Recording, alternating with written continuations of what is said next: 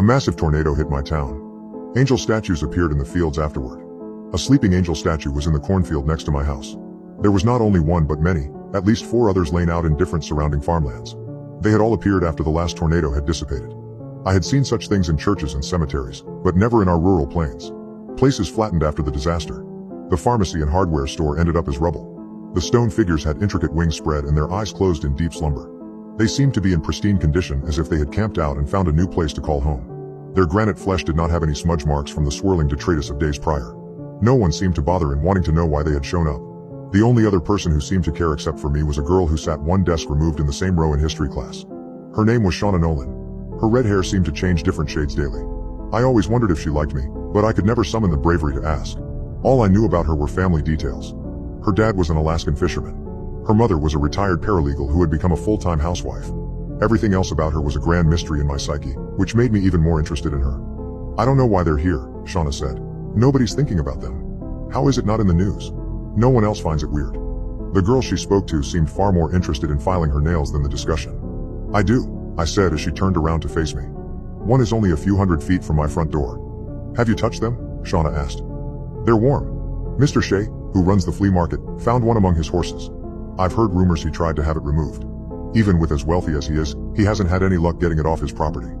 The teacher shushed us with a smack of his ruler on the board. We pretended to pay attention. I caught up with her in the hallway after the bell rang. We should try to figure out how many there are around town, I said. It might be good to find out if any are different from the others, or to see if there's anything they have in common. It could be an artist trying to show off their work, she said with a shrug.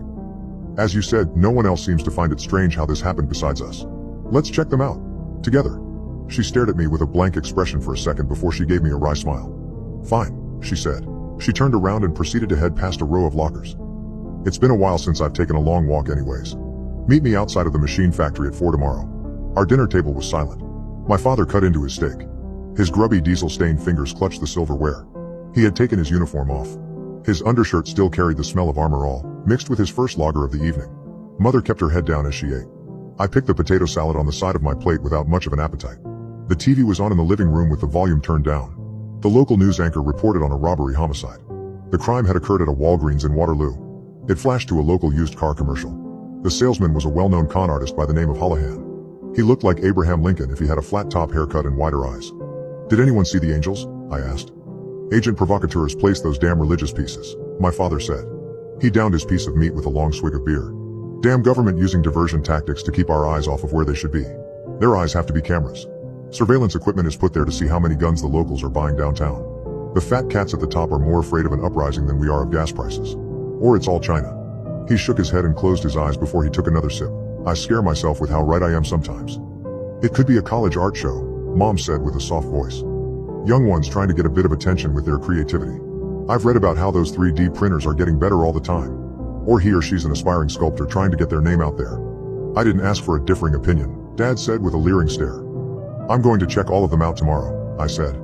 Silence ensued and the air grew thick. My old man looked at me with an impetuous glance. It was the type of expression I had seen countless times. You will not do that, he said. No son of mine is going to have a mark of the beast placed under his skin because he went too close to an enemy spy drone. That's what they want and I refuse to give our freedom to them. Do you understand, boy? Fine, I lied as I finished my meal. Later in the night, he passed out on his recliner. I stole a bag of screwdrivers and a multi-tool off of his work belt and buried them in the backyard out of spite. I did steal his Smith & Wesson blade. I placed it in my pocket with a sense of triumph. Shauna and I met each other in the parking lot of the decrepit factory. The place had been a source of economic survival and despair in equal measures since the Dust Bowl. She retrieved the tablet from her backpack, turned it on, and showed me the screen. It was a map of our region. The image had 4 different photoshopped pinpoints at various sections of town. Have you eaten? Shauna asked me with a serious gaze. You should have something on your stomach before we begin. I have a feeling there are many more of them if the rumors of their whereabouts are true. I'm good, I said. Perfect. I also have electrolyte packets and crackers if you start to feel weak. Not a lot of boys around here who eat fast food every day can keep up with me on hikes like this. Are you saying I'm fat? You're not, only that you're far from my level. Let's go. Throughout the rest of the evening, we found 5 more angel statues. One was by a fountain that sat across from the hospital. The second was behind the eye doctor's office hidden by red oaks. The third was near a blood donation center on the outskirts. The fourth was 2 miles adjacent to the truck stop. We ran our hands along each one and tried to determine if there were any anomalies within the build of each bust. We could not find any. We didn't check by the railroad, Shauna said. We went there along a bike path covered in pollen. We came to another cornfield. We strolled alongside it until we noticed a carved-out pathway. I suspected hoaxers of having attached boards to their feet to design it. Forming artificial crop circles was their favorite way to laugh at the media. We came to an unspoken agreement to follow it. The width of the man-made trail was proportionate in its dimensions to the angels. By then the sun was lowering and the stars were making themselves known in the wide sky. The maze zigzagged. The rustling noises we made echoed in the stillness. We came to the end of the trail. It led to a greater opening. A propped-up torch on a stone pillar illuminated everything within the clearing. There were also a dozen or so people there, and they all wore brown cloaks. We were so silent that none of them noticed us. Shauna grabbed me by the arm and pushed me backward. We ducked for cover between stovers. "Did you see that?" she asked. I shook my head and she told me to get a better look. I inched out and gazed at the center of the space where the fire blazed. I could not believe what was happening as my body became paralyzed with fear. The fifth angel statue was there, but its head was beneath an old medieval-style guillotine. Its blade shimmered. I recognized the man who held the raising rope.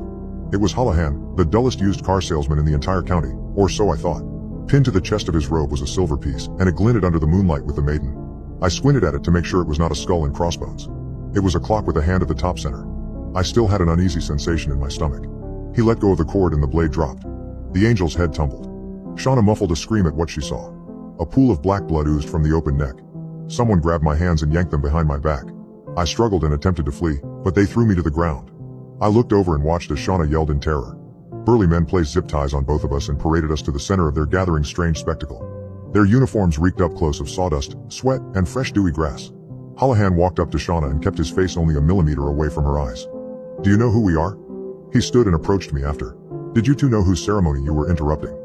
"No," I said. "We didn't do it on purpose, I swear. My children were busy tending to a most significant ritual," he said. I wanted to tell him his followers did not look like anything but grown adults to me, but I chose to bite my tongue. "We are the 10 Midnights. See, plebeians like you don't know what we do. There are 10 heavenly bodies. They look to the average person like a planet within your sphere of existence. The 10th is not visible. In sacred cosmology, this is often labeled the counter-Earth. The average human eye cannot perceive it. It is full of monsters that we must kill at any cost. You two can be recruits, but only in return for a promise of silence. What you have seen here today must remain secret. We meet with one another 10 times every month. We do this to control the beasts. Are you interested in helping us?" I looked over at Shauna again.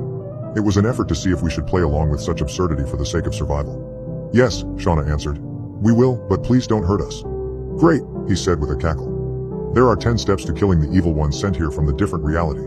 "So the angels are monsters?" I asked. "Definitely. Though they have not done anything to harm us, they require killing.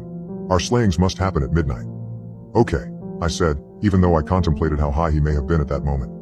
"Now that we're briefed, can you take us out of these zip ties?" "Not yet," he said as he walked over to Shauna and grabbed her hair. "First we need to make both of you a part of our group. The only way to do that is to make you feel the same pain we did when we joined."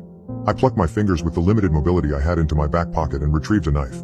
I cut the ties and lunged at Holohan. I grabbed him by the lapels and took him down with a foot sweep. As the men behind me rushed towards me, I cut Holohan's left cheek and stood with the blade at the ready. They cowered. Due to the lack of pockets on their cloaks, it occurred to me they had only one weapon. It was the French beheading device. "Anyone close to me will get it," I said, feeling for a second like my uncle who used to tell me about his time in the military. I crouched and cut Shauna's binding.